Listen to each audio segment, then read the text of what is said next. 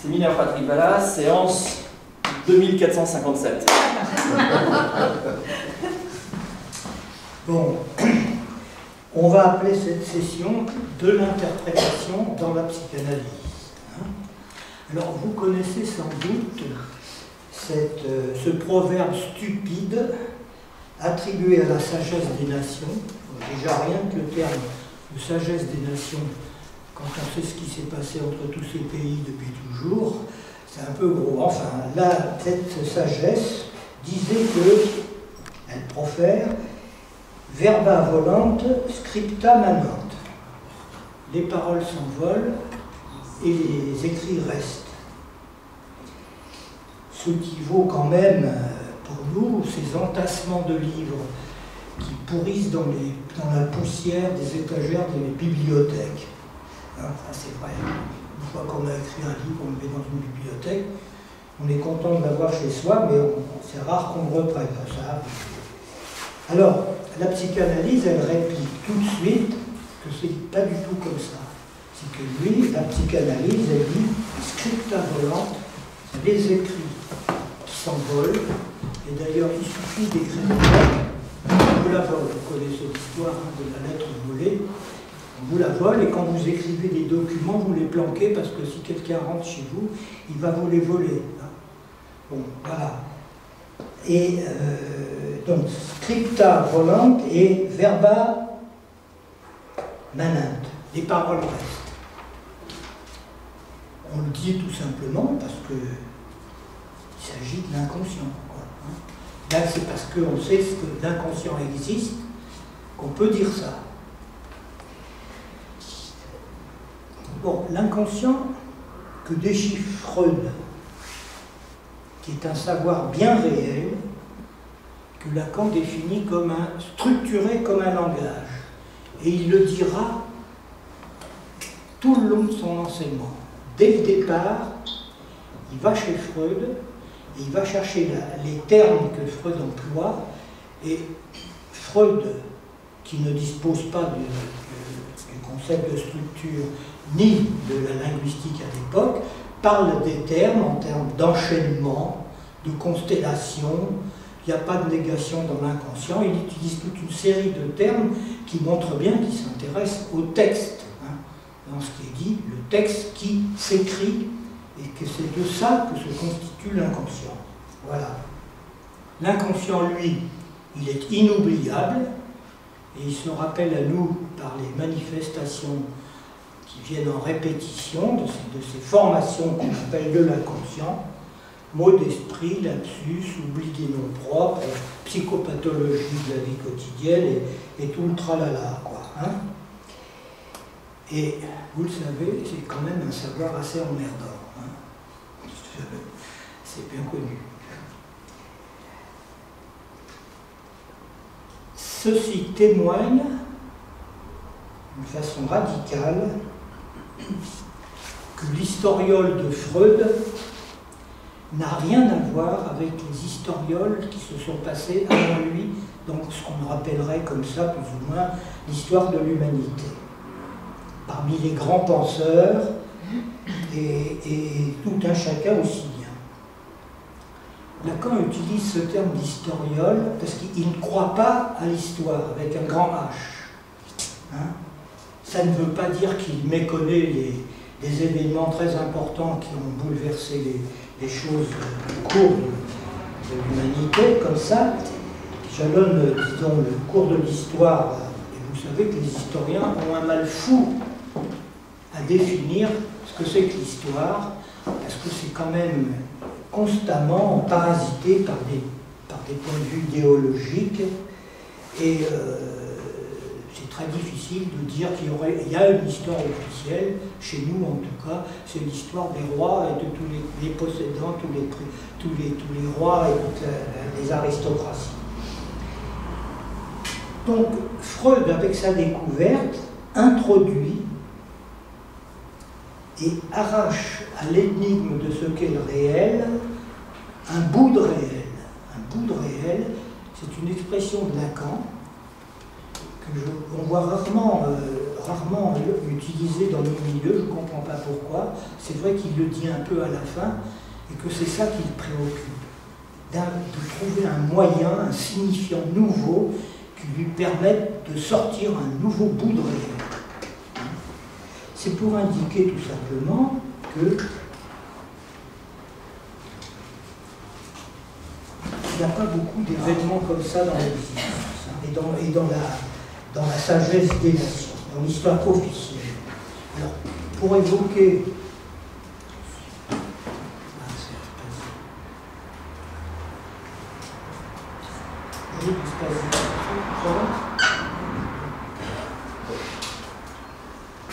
Aspasie Berger, je connais depuis. Vous allez avoir froid là-bas. Vous allez avoir froid là-bas. On va vous installer là. Non, ça va. C'est vrai? Vous Vous voulez qu'on retire une ou deux chaises devant? Non, ça va aller, merci.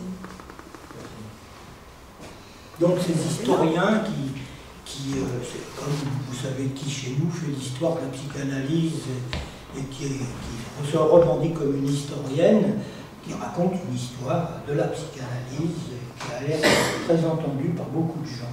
Ouais. Alors, bout de réel,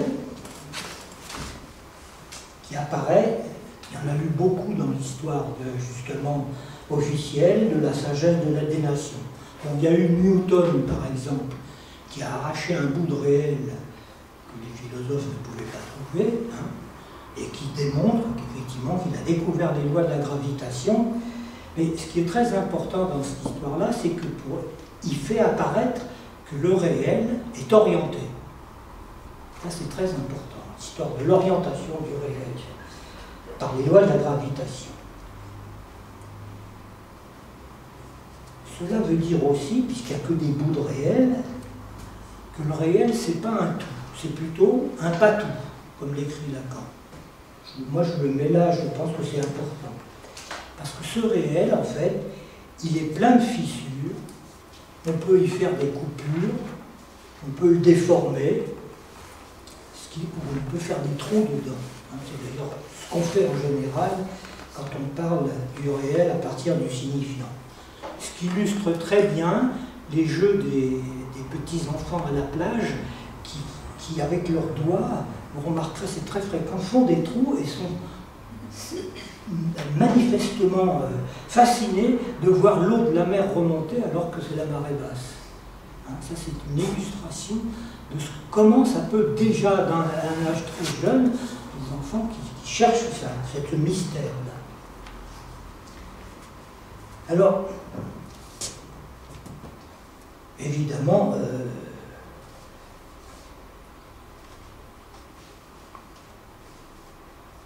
ce réel, on l'a appréhendé de différentes façons, comme le retour de quelque chose qui est toujours le même. Un des premiers qui a été connu comme ça, c'est le repérage dans la Grèce antique de la sphère des fixes.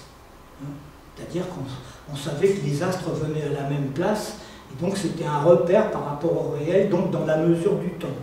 C'est comme ça que ça se passait. Et puis, quand les télescopes ont été découverts, ou les longues vues, on s'est aperçu que l'espace est courbé.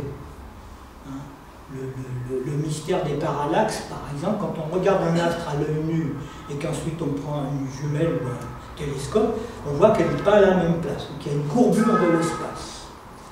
Ça, c'est des choses qu'il faut savoir. Et ce qui se disait à l'époque, c'est que Saturne, ben justement, quelques temps après, Kepler est venu contredire cette position. Il dit que c'est pas que ça tourne, c'est que ça tombe. C'est-à-dire que depuis le Big Bang originaire, l'expansion de l'univers, ça tombe. Et ça tombe, et on est tous pris dans ce qu'on appelle nos galaxies. Puis il y a la théorie des quanta maintenant, qui découvre autre chose. Je dis ça parce que c'est des références de Lacan. Moi, je suis en train de suivre les signifiants de Lacan. Il parle aussi, dans la théorie des quanta, que l'électricité est faite d'une théorie corpusculaire et d'une théorie que j'appellerais ondulatoire. Et ça, c'est un truc qu'on ne comprend pas encore. Ça peut paraître contradictoire, mais c'est des points comme ça très importants. Alors, je vous parle de la théorie des quanta parce que vous avez entendu parler du boson de Higgs, hein, qui pendant 40 ans a soutenu à partir de calculs, parce que c'est comme ça que ça procède dans les mathématiques, qui calcule qu'à un tel endroit, il y a une particule qu'on ne connaît pas, mais il y a une particule, ces calculs lui prouvent. Donc après, il faut qu'il y ait une expérience, et ça a toujours été comme ça dans la démarche scientifique, une expérience qui prouve que c'est vrai. Et avec le cyclotron qu'on a construit, l'immense cyclotron de Genève, on s'est aperçu qu'en percutant deux atomes qui vont en sens inverse, 300 000 km d'un côté, 300 000 km à l'heure de l'autre côté, quand ils se percutent, ça fait une gerbe comme ça, et on a vu apparaître le boson. Voilà, le boson de Higgs. Du coup, ça lui permet, lui, de faire d'autres démarches actuelles pour continuer dans ce sens-là. Ça, c'est aussi une chose qui a son importance. Et puis, je vous signale quand même qu'ils ont trouvé une molécule qu'ils ont appelée le psychon. Bon, voilà. Alors, Freud, vous le savez, a dit, lui, parce qu'il inflige à l'humanité, que les humains ont subi 3 traumatismes narcissiques. Le premier, c'est que la Terre n'est pas le centre du monde, hein, et le monde ne tourne pas autour de la Terre, tout tourne en même temps, donc c'est pas bon. Ensuite, il y a Darwin. On pensait qu'on était l'espèce, vraiment l'espèce humaine, et c'était vraiment ça, la vie, et puis il dit non, mais on est issu par des canaux que nous n'avons pas encore saisis. On est une espèce animale parmi les autres, la seule effectivement parlante, mais enfin on est quand même aussi des animaux malades. C'est quand même comme ça. Hein. Et on détruit la planète au jour le jour. Voilà. Et puis lui, la dernière traumatisme qu'il introduit chez le sujet, c'est qu'il dit que le moi n'est pas le maître dans sa demeure. Hein. Il y a un décalement, c'est l'inconscient. C'est l'inconscient qui surdétermine le fonctionnement de l'individu. Alors, d'où il vient ce sacré langage? Je dis bien sacré parce que c'est un mystère. Ça, c'est un mystère. C'est un mystère, et par ce biais, par ce mot, ça introduit la dimension de la religion, de l'origine, et donc de Dieu. Hein. Un mystère, c'est un terme religieux, hein. C'est comme ça. Et ça ne peut pas se résoudre, c'est pour ça qu'on appelle un mystère. Lacan recommandait de surtout pas perdre son temps à chercher l'origine du langage. C'est-à-dire qu'il fallait considérer que le langage était là depuis toujours, pour nous, et qu'il sera là après notre mort. Voilà. C'est pour ça qu'il appelle ça le mystère du corps parlant.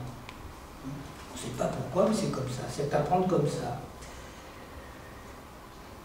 Et puis un jour, il a lâché un terme comme ça, qui est passé un peu inaperçu parmi les analystes. Il a parlé d'une origine topologique du langage. Tout le monde, enfin les topologues qui travaillaient avec l'école se sont jetés là-dessus, se sont mis à cogiter, ont fait des développements mathématiques très poussés sur la théorie des nœuds, qui à l'époque où Lacan faisait usage du nœud borroméen était très peu, c'était considéré comme de la rigolade, quoi. Et d'ailleurs ils ont toujours considéré que de faire des schémas c'est de la rigolade. Il faut faire des algorithmes et des calculs mathématiques pour faire de la topologie.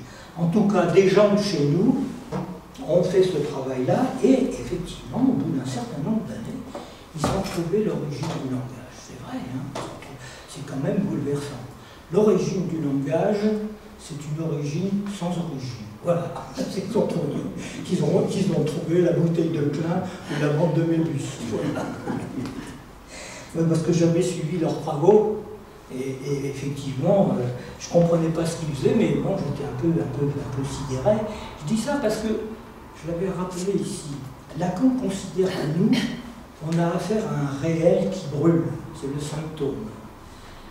Et lui, il regardait du côté des mathématiciens, parce que les mathématiciens, ils ont affaire à un feu froid avec le réel. Et donc c'est pour ça que Lacan, tout le long de son enseignement, a étudié d'une façon méthodique toutes les logiques mathématiques qui se sont présentées à lui pour les pousser à bout. Et puis quand ça ne collait plus, il changeait d'algorithme, il allait vers un autre point. C'est comme ça qu'il faut voir.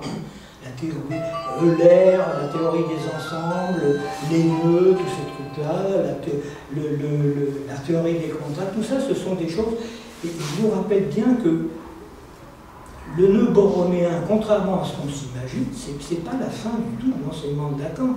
Il se sert justement du nœud borroméen pour démontrer que l'avenir de la psychanalyse ne sera pas mathématique, qu'il y a de l'incalculable, de l'indécidable, du non démontrable et de l'ignorance des choses du réel. Voilà, c'est comme ça qu'il faut voir la chose. Alors moi, comme j'étais ami avec Pierre Souris, il m'avait dit pendant longtemps, je travaillais avec lui en cartel aussi, il m'avait dit, écoute Patrick, tu ne dessines rien du tout. C'est quand tu parles que tu fais de la topologie. C'est merveilleux, quoi. Ce qui m'a évité de m'emmerder avec tous ces mathématiciens qui nous ont envahis à une époque et qui nous prenaient pour des crétins.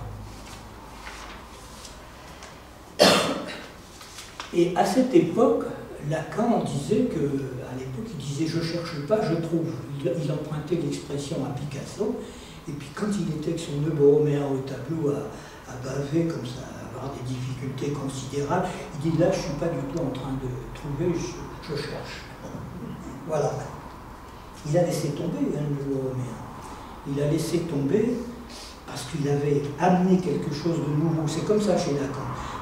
Il amène au milieu de son séminaire un objet bizarre, comme c'était la bande de Mébus au début. Après, il a parlé un jour de ce fameux nœud borroméen. Il laisse ça en angésine, il ne s'en occupe pas, puis un jour il revient dessus. C'est ce qui s'est passé, puisque à Rome en 1974, il a inventé le néologisme, la langue en un seul mot. Il l'a sorti comme ça. Et surtout, un peu, oui, c'était là, et il a surtout sorti celui de par lettre. Alors ça, c'est des termes très importants, parce que quand Lacan parle du sujet, alors, on est habitué à parler du sujet divisé.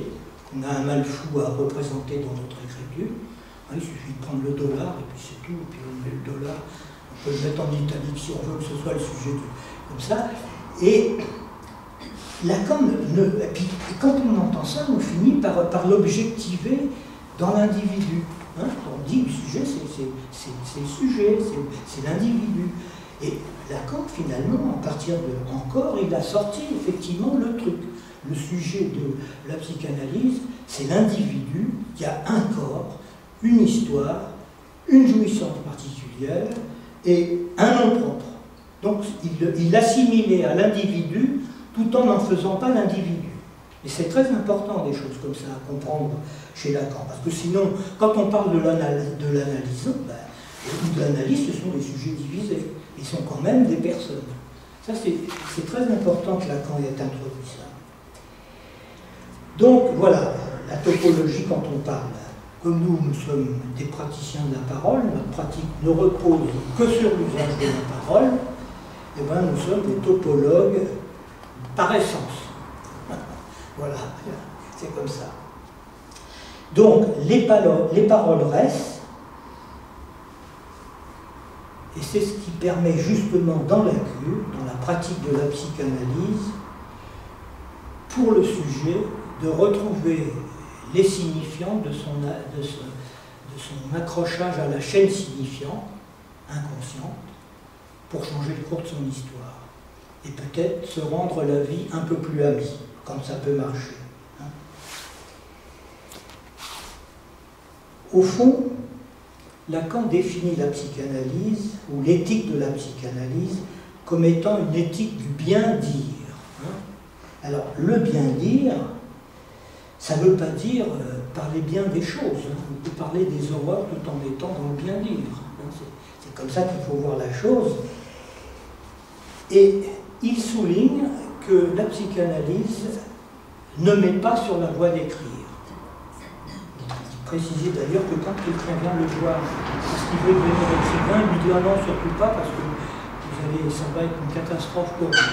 Devenez écrivain, ne faites pas d'analyse. Parce que les écrivains, ils ont un autre. Alors, chez nous, nos textes, parce qu'on publie énormément. Allez-y.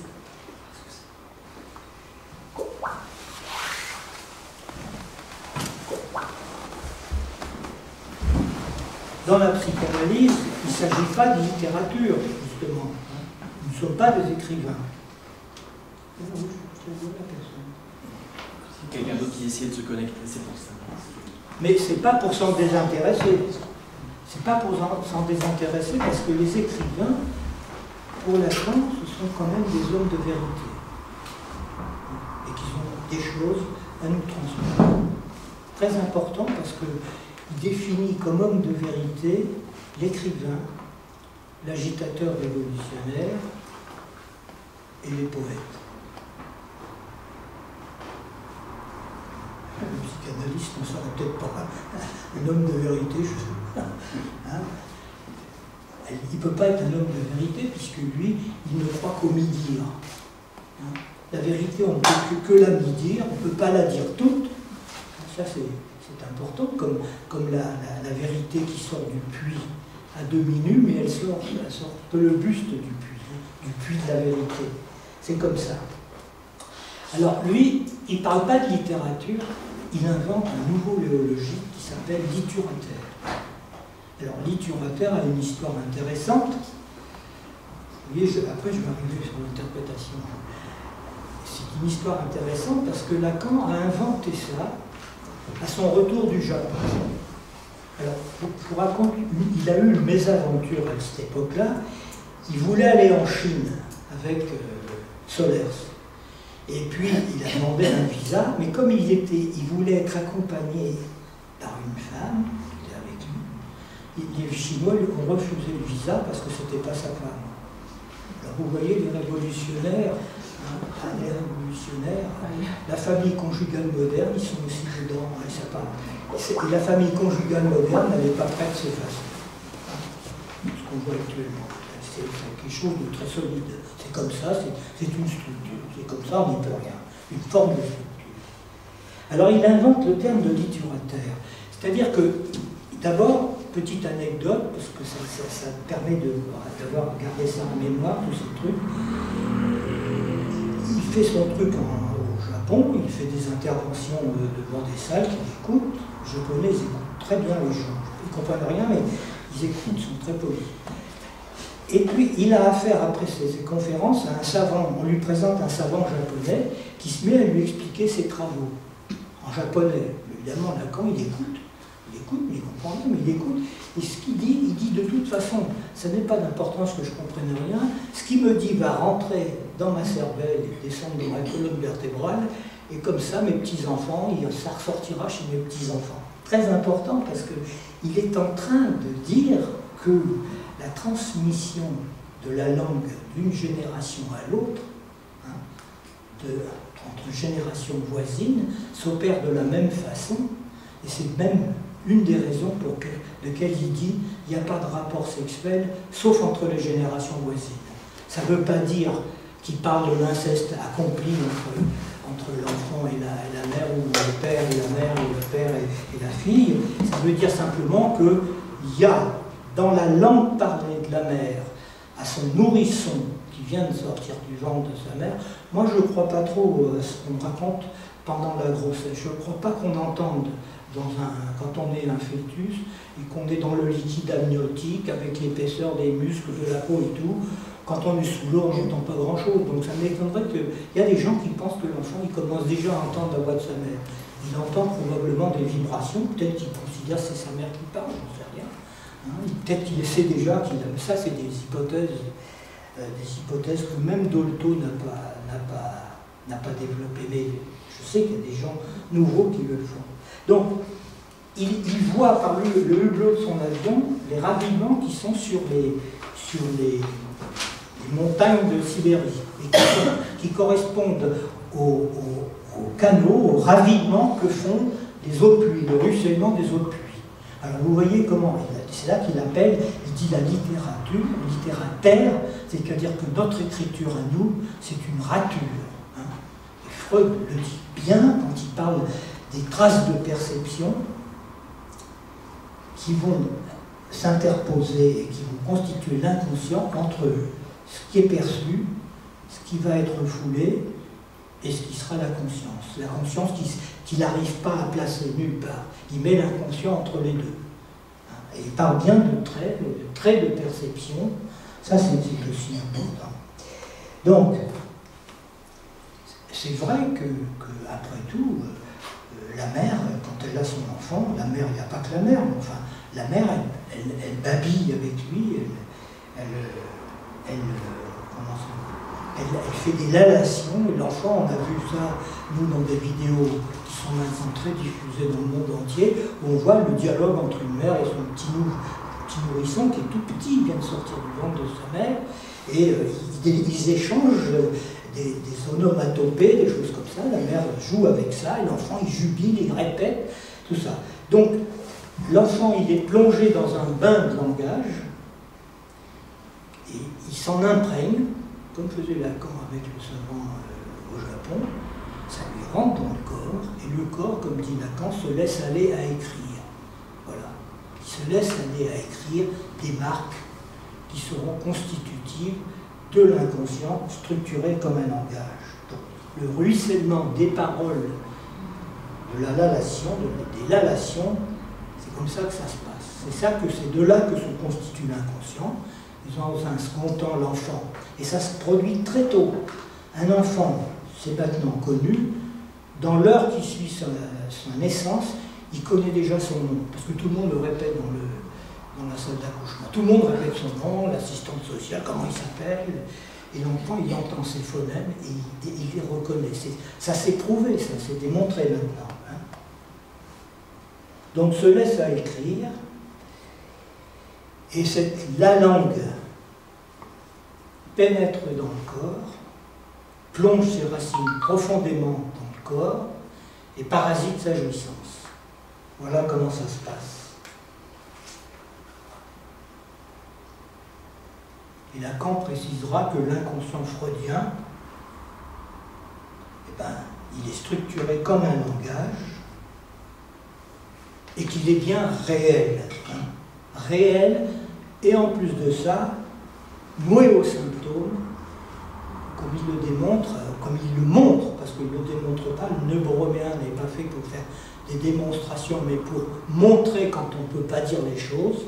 Wittgenstein, hop, écarté, puisque Freud était embarrassé avec Wittgenstein, on écarte Wittgenstein parce qu'on utilise des outils mathématiques qui permettent de montrer ce qu'on ne peut pas dire. Ce que font tous les enfants, tous les nourrissons sont là, vous les observez dans la rue, à un moment donné, ils montrent un truc, ils se mettent à hurler parce que la mère continue avec la poussette, et l'enfant, ça il est intéressé par un truc qu'il a vu.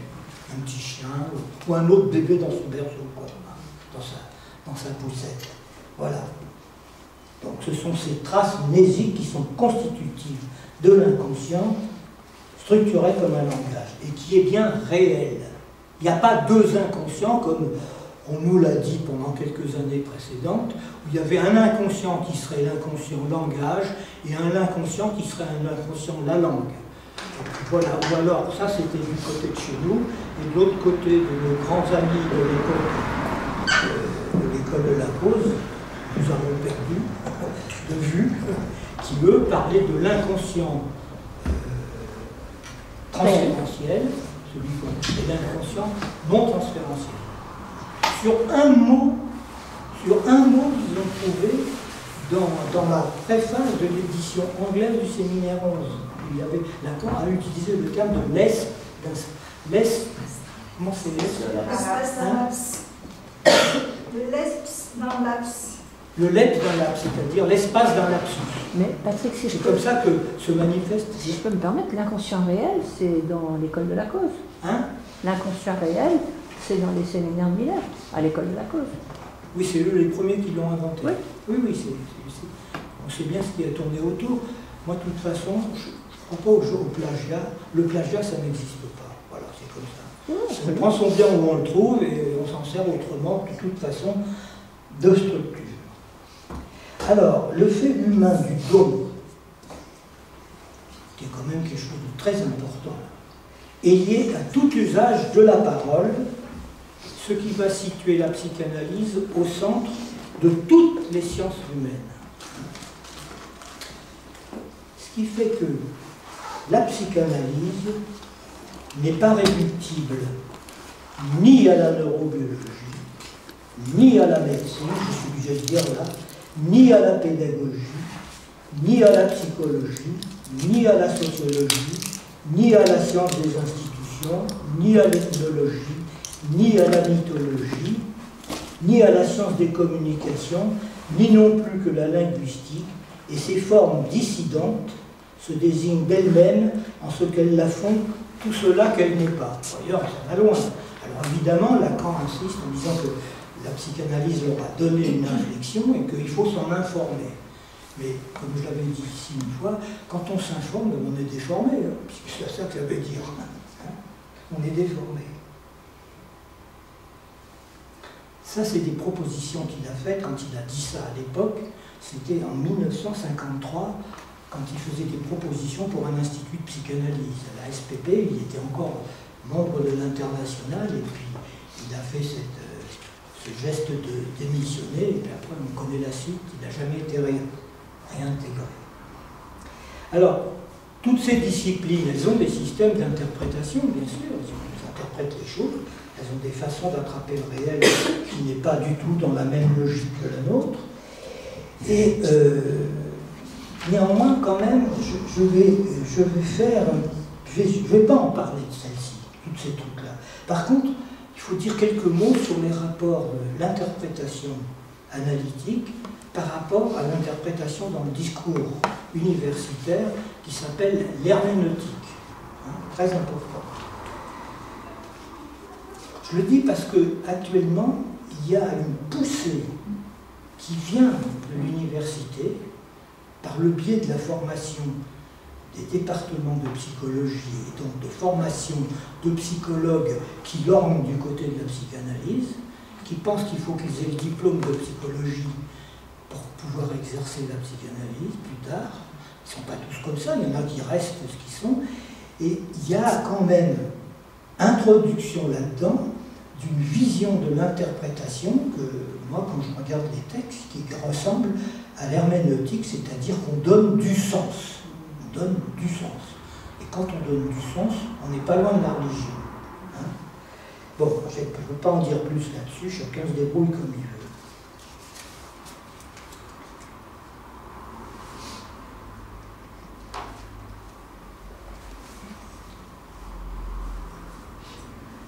Alors, le propre de l'interprétation dans le discours universitaire, celui qui l'a élaboré de la façon la plus pointue et performante, c'est Michel Foucault. Hein.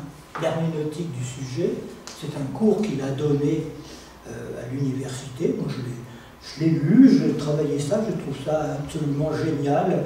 Comment il part d'une espèce d'une nébuleuse, et petit à petit, il attrape son public, et à la fin, on comprend ce qu'il dit sur le sens. C'est ce qui... Lui, il parle des mots et des choses, et il dit que c'est les mots qui font les choses et qui les organisent. Voilà. Alors que Lacan dit, nous, c'est pas du tout comme ça. Les mots, le signifiant fait la chose. Au contraire, la scissionne, la coupe, la chose freudienne. Donc, le problème, c'est que nous, actuellement, nous avons affaire dans le monde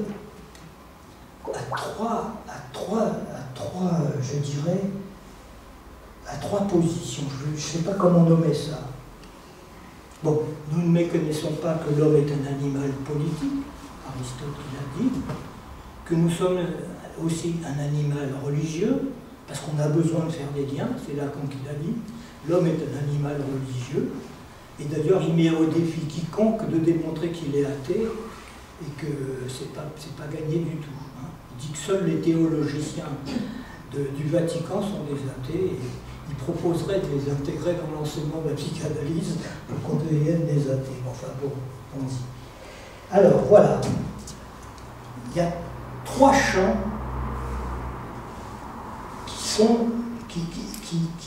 qui modèlent notre avenir. Il y a la science, il y a la religion, donc vous savez bien qu'elle prolifère de plus en plus, le retour funeste des religions, dit Lacan, puis il y a la psychanalyse. Voilà, ces trois domaines-là sont dans un rapport, les uns par rapport aux autres, un rapport, je dirais, borroméen. C'est Lacan qui le dit, il le dit dans sa troisième. Alors, je vous l'ai écrit au tableau. Vous avez écrit. Vous avez la science qui nous rend l'atmosphère irrespirable, hein, et qui fait que la psychanalyse peut essayer d'être un poumon artificiel pour qu'on ait un petit espace de respiration. Mais on est écrasé par les découvertes de la science, par les gadgets, et ça empire de plus en plus. Hein. On a tous notre smartphone dans la poche, qu'on passe la journée à consulter, et on ne peut plus s'en passer, et quand on n'a pas, on est malheureux. Bon, c'est comme ça. La science, borroméenne. Alors, je veux quand même que j'avance un petit peu, parce que je suis un peu vite là. Bon. D'abord, je vais poser, quand Lacan fait son borroméen, qui nous le propose, il situe dans le réel l'organisme vivant. Il dit que c'est là que se trouve l'organisme vivant, et on ne sait pas ce que c'est que la vie. Dans l'imaginaire, il place le corps dans sa consistance de forme, en fait. Hein. Et il précise que le point limite entre l'imaginaire et le réel, on ne sait pas très bien où le situer. Donc c'est vrai que quand on étudie l'embryologie, on voit très bien qu'à partir d'un œuf, on obtient un être complexe comme nous, et que c'est des développements de surface ou d'objets meubiens en quelque sorte, qui se multiplient comme ça. Donc on ne sait pas très bien le truc. Et puis le troisième terme, il met du côté du symbolique, il met la mort. Alors je vous rappelle à cette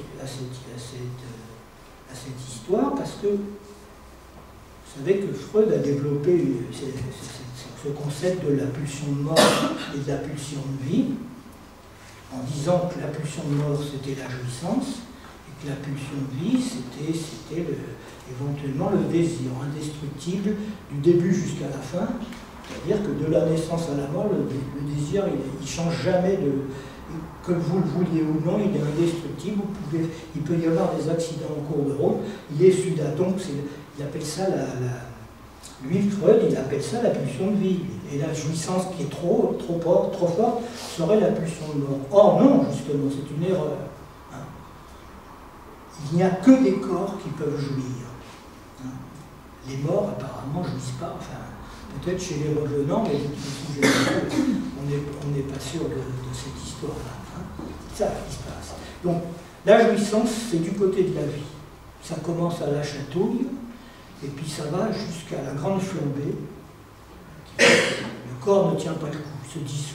Je ne sais pas si vous avez connu, au vu des ce qu'on appelait les tremblants de 14-18, des soldats qui avaient vécu pendant 1 an, 2 ans sous les bombardements, et qui étaient comme ça, on ne pouvait pas les arrêter. À l'époque, on n'avait pas de neuroleptique pour les calmer. Alors on les mettait en rond dans les hôpitaux, et puis ils marchaient, ils faisaient des ronds comme ça, puis ça les calmait un peu. Voilà, c'était ça le truc.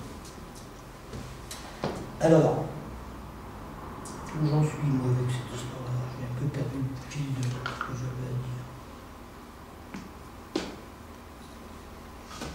Donc, voilà, j'ai situé les 3 trucs. Hein. L'organisme vivant, la science essaye de l'attraper en passant sous les représentations, dans le schéma de Lacan. Et sous les représentations, c'est à ça qu'on a affaire avec les neurosciences. C'est-à-dire qu'ils font des recherches et ils pensent que le cerveau pense. Il y a des pensées dans le cerveau. J'ai un ami qui a même trouvé, il avait vu une bouteille de quin sur un IRM dans le cerveau. Moi, je n'ai pas cherché à le contredire, mais le cerveau, c'est pas fait pour penser. C'est une glande. Et la pensée, on pense avec la langue. C'est comme ça. Ça ne veut pas comprendre, mais c'est comme ça. On pense avec la langue, et quand on n'a pas la langue, on ne pense pas. On ne sait pas ce que pensent les animaux. Ils ont un savoir, les animaux. Hein. On ne sait pas le déchiffrer, mais il y a un savoir. Ce qu'on appelle l'instinct, c'est un savoir. Hein. Donc, je reviens sur mon truc, là. La science, elle procède en symbolisant des images qu'elle se donne du réel. Hein. C'est pour ça que je vous disais que le cyclotron illustre très bien le truc. Il cherche des algorithmes, ils font percuter deux corpuscules, ça leur donne l'image d'une germe, comme ça, comme un feu d'artifice, et ça leur permet de localiser des bouts de réel qui sont là. Hein. Le réel qui est pour eux aussi impossible que pour nous. C'est comme ça. Voilà. C'est ça la science. Et alors, donc ces trois instances sont liées borroméennement entre elles. Vous avez au milieu, en faisant une circulation l'évogire de ce nœud, par exemple, le nœud borroméen, le fameux nœud borroméen de Lacan, la religion. Eh bien, la religion, elle réalise ce qui du symbolique peut s'imaginer. C'est-à-dire que dans la comment on appelle ça, dans l'hostie, qui devient le corps du Christ, tout ça, c'est un nom particulier, je me souviens. L'Eucharistie, non, c'est pas ça. La transsubstantiation. Voilà, la transsubstantiation fait que la religion, elle substantive l'hostie comme étant le corps du Christ et le vin comme étant le sang, et ça marche. On y croit, les gens y croient, ça. Donc elle réalise ce qui du symbolique est le Saint-Esprit, puisque c'est le Saint-Esprit qui va raconter à la Sainte Vierge qu'elle va avoir un enfant de Dieu sans passer par tout ce qui est compliqué quand on veut avoir un enfant.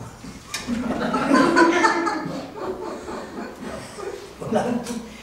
Et elle symbolise l'imaginaire. L'imaginaire, c'est forcément, c'est Dieu. Hein. Et voilà, Dieu, comment il s'introduit. Vous voyez comment ça nous attrape, ce truc-là. Quant à la psychanalyse, la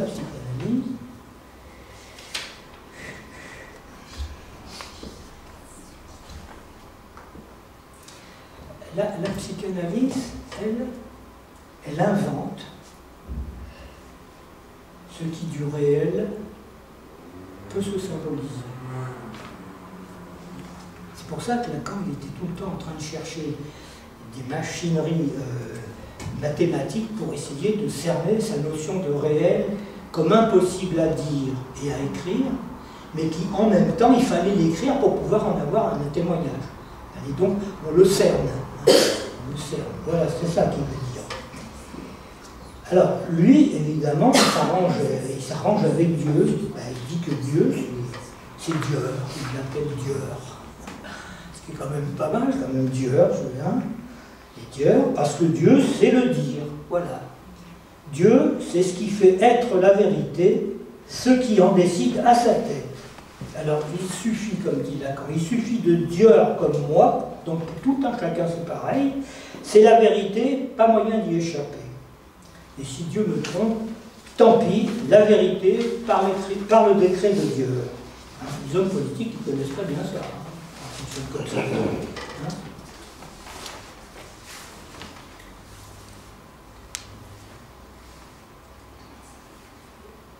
Bon, j'avais fait une charge contre Paul Ricoeur assez violente, mais je vais la laisser tomber. Paul Ricoeur, c'est un type qui a détourné les textes d'un de nos anciens collègues qui s'appelait Thor, et qui avait interpellé le discours universitaire sur le sens de l'herméneutique, et qui avait épinglé ça du terme de machine, hein, la machine herméneutique. Vraiment pour montrer que c'était un truc automatique, un automatone. Et je parle de Ricoeur parce que je me suis aperçu qu'actuellement, il est ressorti de l'oubli et il apparaît à l'université et beaucoup de gens se réfèrent à lui comme étant vraiment le meilleur lecteur qui existe au monde de Freud, où il explique que Freud, ce sont que des explications et des compréhensions, mais surtout que sa découverte n'est liée aux contingences qu'il a rencontrées. Donc il diffuse une conception philosophique qui est la sienne de l'interprétation analytique, qui ramène du côté de l'herméneutique, et Lacan le traite d'escroc, hein, de plagiat même, en plus, alors qu'il disait qu'il n'y a pas de plagiat, et qui, voilà, c'est comme ça. Moi, je le vois réapparaître dans les diffusions. Et beaucoup de gens sur les réseaux sociaux où on opère à quelques-uns se réfèrent à ça pour critiquer Freud en disant Freud. Donc Freud est dépassé. Lacan aussi, bien sûr. Ils sont dépassés. Il n'y a pas de crise dans la psychanalyse, il ne peut pas y en avoir, tout simplement parce que ni Freud ni Lacan ne sont dépassés. Hein, et qu'on a encore beaucoup de temps à faire le cheminement qu'ils ont fait pour rester sur le terrain. Rien à craindre de ce côté-là. Pardon, il détourne les textes de qui, hein? De qui il a détourné les textes, de Thor, tu as dit? De quoi? Il a détourné les textes de quelqu'un. Michel Thor. Ah, de Michel Thor. Michel Thor, c'était un étudiant Oui, je connais, oui. Qu'on connaissait à l'époque, qui avait écrit La machine herméneutique. Voilà. Et Lacan a trouvé ça formidable parce que ça lui apportait de quelque chose de très important pour son développement justement de la notion d'interprétation. Alors, qu'est-ce qui nous... Donc, je vous explique pourquoi l'herméneutique, il faut qu'on regarde de près. Hein. Dans son rapport, par rapport à l'herméneutique développée par Foucault, qui est quand même pas n'importe qui, qu'est-ce qui particularise l'interprétation analytique? C'est ça qui nous occupe. Qu'est-ce qui nous particularise?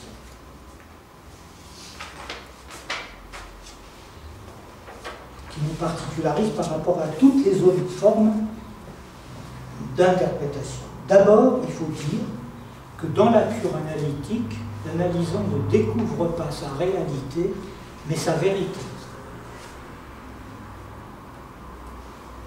Et si ce n'était pas comme ça, eh bien alors, à ce moment-là, nous resterions dans la suggestion. Voilà. Et les psychanalystes ne se distingueraient pas de toutes les psychothérapies qui sont de plus en plus nombreuses et dont vous savez très bien que ça prend une telle expansion que ces gens-là rajoutent aussi psychanalystes, en se gardant de faire une analyse bien entendue. L'interprétation analytique n'est pas pliable à tous les sens, et de plus, tout n'est pas calculable dans l'interprétation.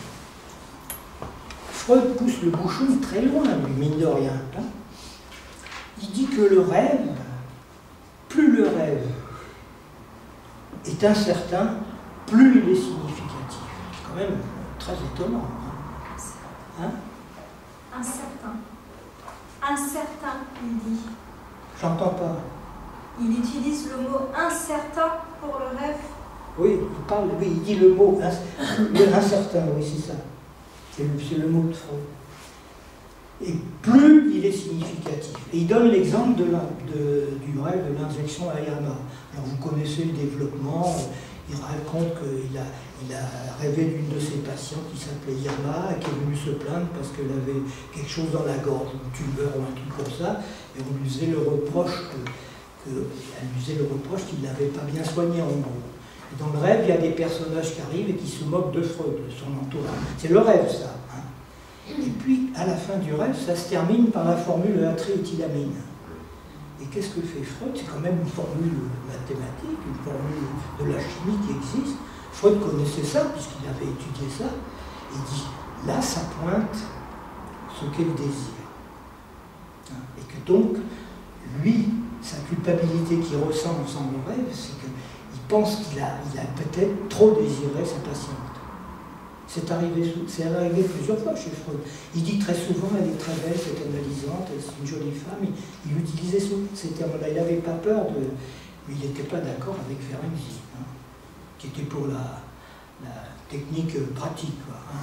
On voit une analysante, je ne sais pas si on part en vacances avec elle, mais pourquoi pas, enfin, j'en sais rien, c'est comme ça. Donc, et Lacan, quand même, se dit quelque chose de très important, hein, que l'analyste, il n'est pas simplement là pour interpréter. Il est déjà dans le rêve de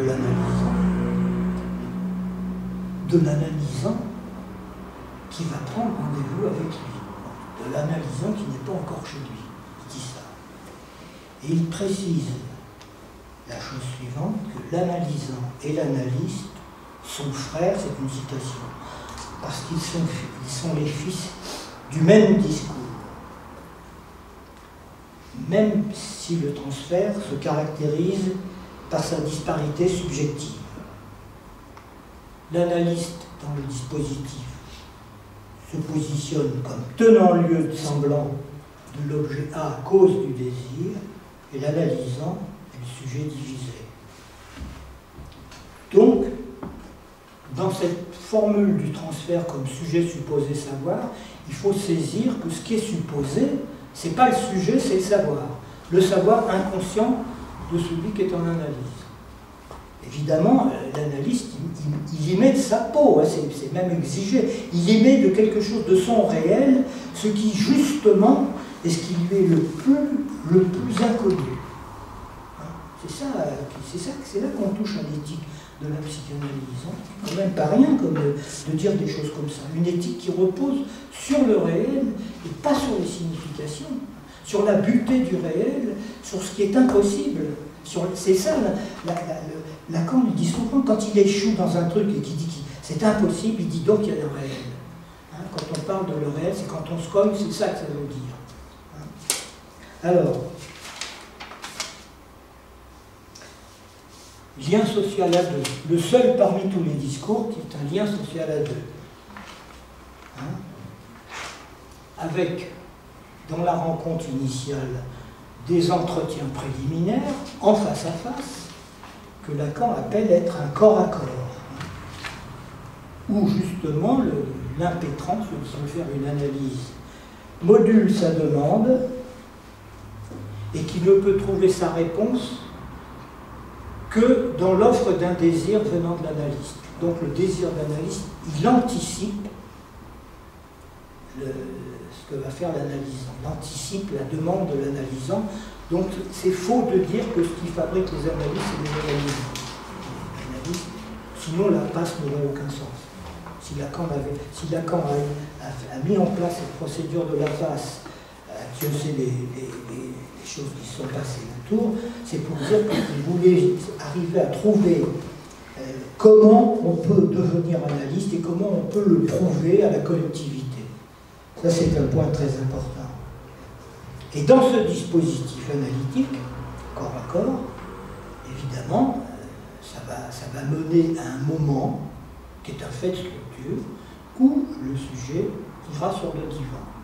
Tant qu'il court, elle ira sur le divan, et là, comme le dit Freud, il est dans un lit comme quand on rêve.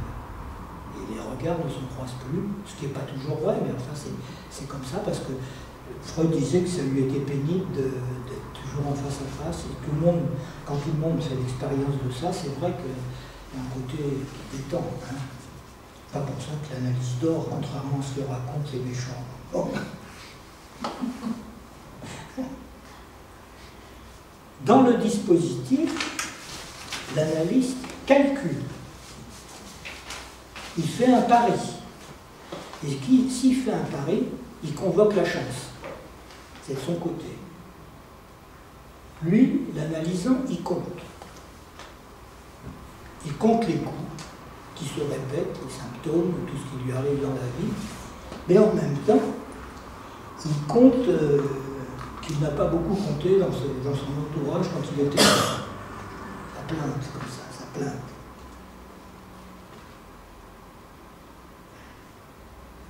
Et en plus, l'analysant en parlant fait l'acquisition d'une jouissance nouvelle, c'est la jouissance du blablabla, comme dit Lacan, qui est une jouissance phallique, et ça lui plaît tellement qu'il revient à ces séances, sinon il ne reviendrait pas.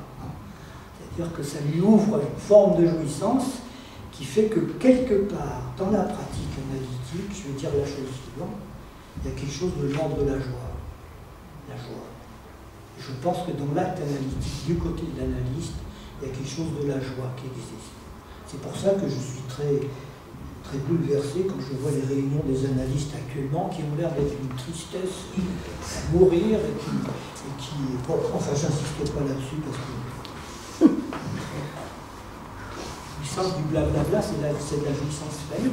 C'est un gain de jouissance.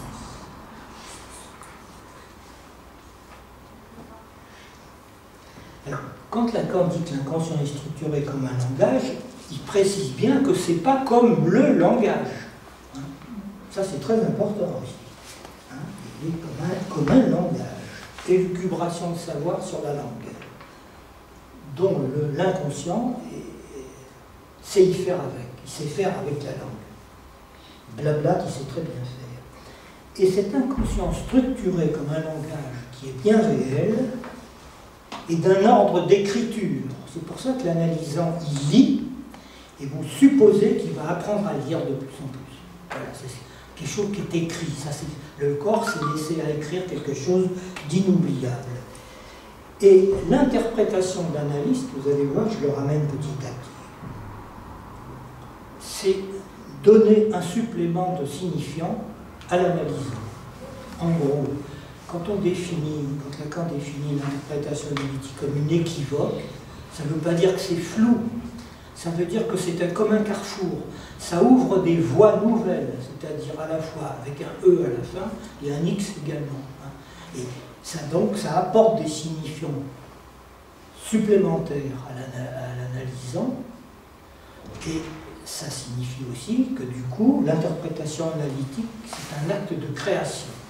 C'est très important, ça. Alors, je vais vous faire ici une remarque sur le temps logique, à propos de l'interprétation, puis après je tâcherai de terminer. Vous savez que Lacan a développé le temps logique en 3 séquences. L'instant de voir, le temps pour comprendre, et le moment de conclure. Alors, ce que je vais vous dire là, je suis le seul à le dire. Hein. Je vous le dis tout de suite. Je suis le seul à le dire. Mais Lacan me confirme ça, j'avais raison de dire ça. Enfin, bon, on n'en parle pas de ça. En fait, quand l'analyste intervient, c'est un moment de conclure dans le flot des paroles de l'analysant, hein, sous la forme d'une coupure, hein, bien entendu. C'est-à-dire, c'est une intervention qui n'a pas de sens, hein, mais qui touche à un carrefour de sens. Ça multiplie les signifiants et ça développe des formes de transformation radicale de la trajectoire de l'analysant. Alors, ça a comme effet, ce truc-là, c'est qu'il y a une bascule qui se produit dans le temps logique. C'est-à-dire qu'en fait, l'interprétation installe après l'instant de voir un moment de conclure. C'est un moment de conclure de ce qui vient d'être dit. Et le temps pour comprendre, l'analysant, il aura toute sa vie à travailler ça pour comprendre ce qui lui est arrivé quand il a fait une analyse. Voilà, je voulais vous dire ça. Ça l'occupera toute sa vie et c'est probablement un des moteurs qui fait qu'il devient analyste. Tout le monde ne devient pas analyste. Contrairement à ce qui se dit, le transfert, c'est pas un affect. Hein. Pas du tout ça. C'est pas non plus un moyen, c'est un résultat. C'est un transfert de signifiants qui déplace le sujet d'un point à un autre. Ça, c'est dans son aire. C'est pour ça que l'interprétation analytique, elle a la valeur d'un acte. Et un acte de création, où, comme je l'ai dit tout à l'heure, le sujet découvre sa vérité et non pas sa réalité. Et il y a un point d'impact, quelque chose qui est très important à saisir. C'est que la parole est pleine de malentendus et l'écrit est confusionnel. Et Lacan disait qu'on n'avait jamais été aussi loin dans cette pratique dans la lecture des significations. Alors c'est intéressant parce qu'il utilise ce terme de signification qui chez lui deviendra la signification du phallus, au fond. Hein. La signification du phallus, c'est une signification. Il n'y a pas d'autre signification que la signification du phallus. La roue tourne comme ça, c'est comme ça. Hein. Et le phallus, il faut bien le dire, ce n'est pas l'organe sexuel lui-même. Hein. C'est pas vrai. Ce qui est vrai, c'est qu'on ne sait pas pourquoi il y a une jouissance localisée pour le mâle de ce côté-là, alors que pour les femmes, il semblerait que ce soit radicalement autre de tout le corps, d'après ce qu'il dit. Hein. Parce qu'on peut constater de temps en temps quand même. Bon.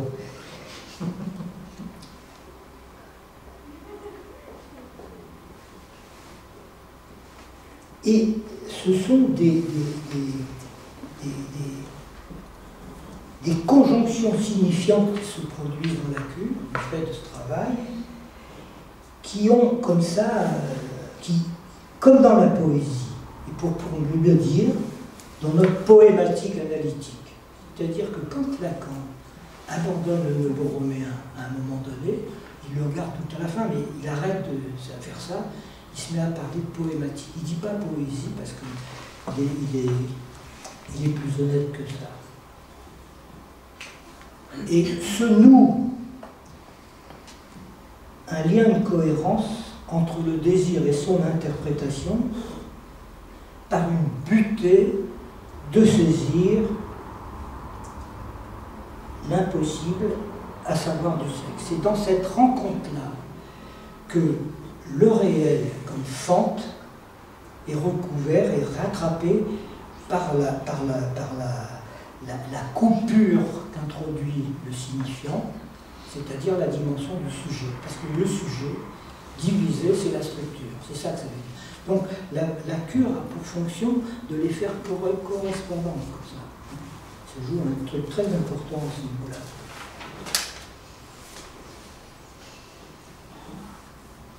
Alors donc, ce discours analytique se déploie dans le registre de l'insensé comme coupure.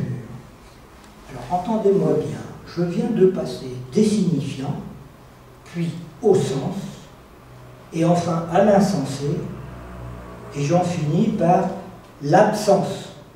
Hein? Voilà, quelque chose qui manque, il y a du trou. Tout n'est pas calculable dans l'interprétation. Et ce que nous faisons au fond dans la cure, c'est que nous faisons par là un rapport de non-rapport que l'on établit logiquement entre ce qu'est la coupure dans le réel et ce qu'est la coupure dans le langagière, le sujet. Voilà. Et c'est pour ça que justement,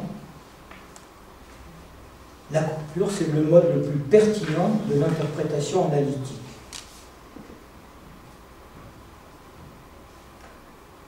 Alors je vais vous l'illustrer par un exemple de Lacan.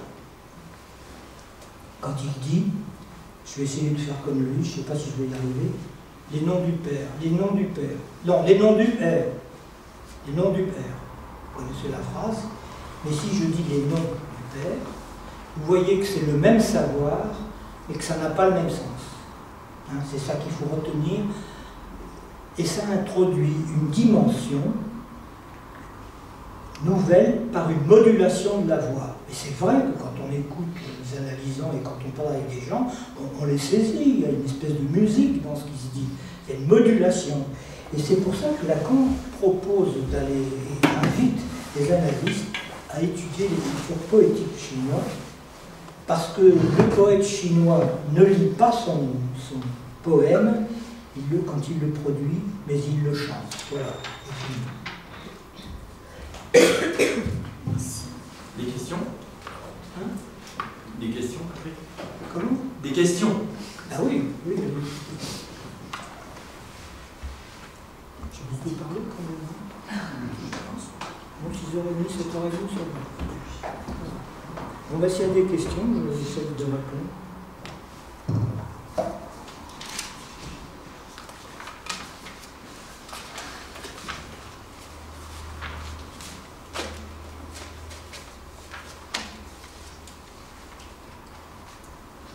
Tout le monde habite loin et qu'il n'y a pas de transport. Bon, moi, je te ferai une question pas très intéressante. C'est moi que le mot rature est un mot qui est présent chez Lévinas. Oui. Hein, je dirais même avant d'être chez Lacan. Bon, c'est tout. Hein. Oui, mais moi, je te signale que Lacan n'a jamais prononcé le nom de Lévinas. Jamais. Il n'a jamais fait référence à Lévinas. Oui. Moi, j'ai trouvé ça comme une curiosité, mais bon, c'est comme ça. Bah, oui, Lévinas parle aussi hein? de la femme comme autre avec un grand K. Oui. Lévinas parle également de la femme comme grand autre. Ça, c'est une question que je ne suis pas tout à fait d'accord avec ça.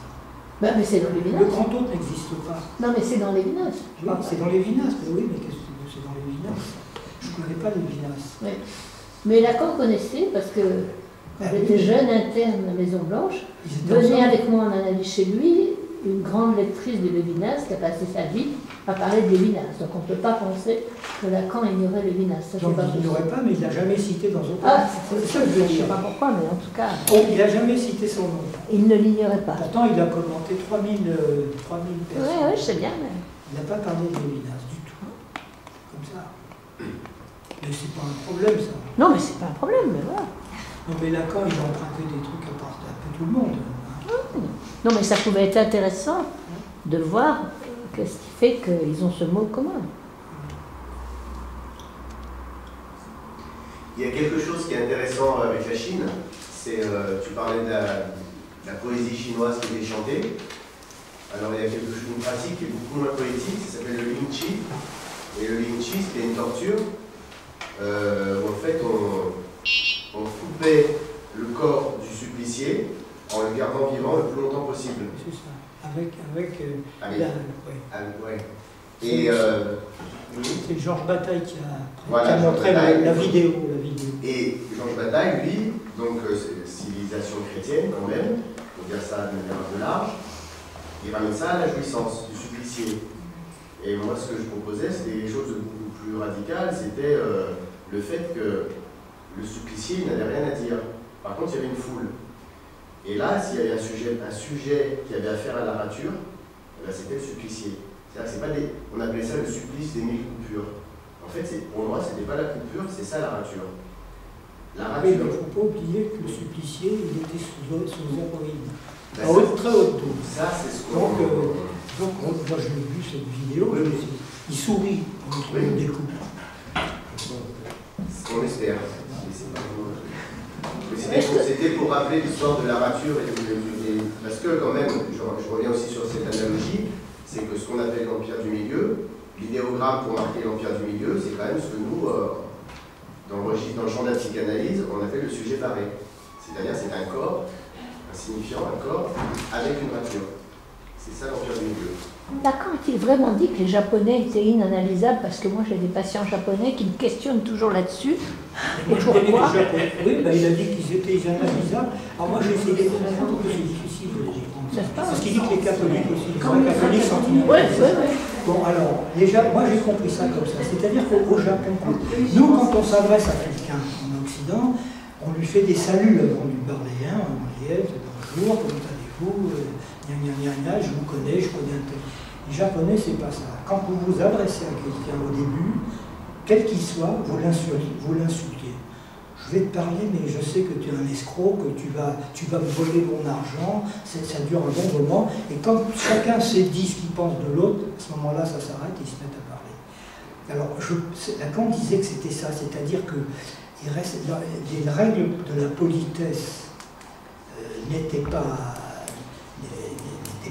bannies, mais traitées d'une autre façon, ce qui explique qu'on n'a rien à cacher à l'autre. Voilà, c'est ça qu'il disait Lacan. C'est comme ça que j'ai compris ça. On ne cache pas à l'autre son inconscient, on le déploie. Bon, il le dit comme ça, hein, c'est comme ça que je le comprends. Voilà.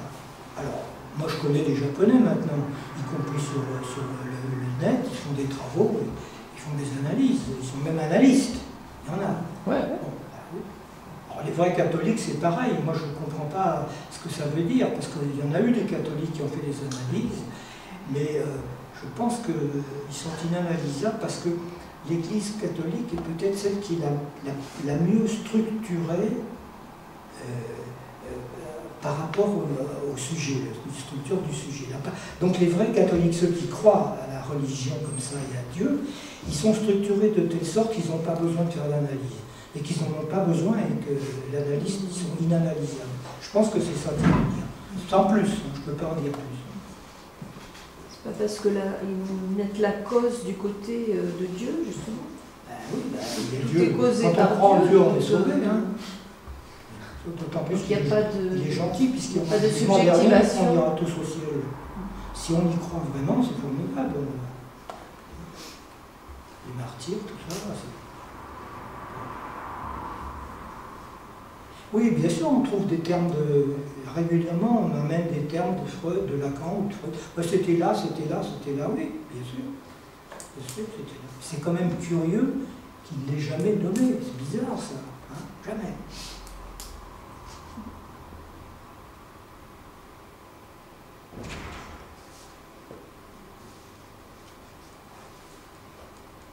Bon. On arrête là? Merci. Merci Patrick.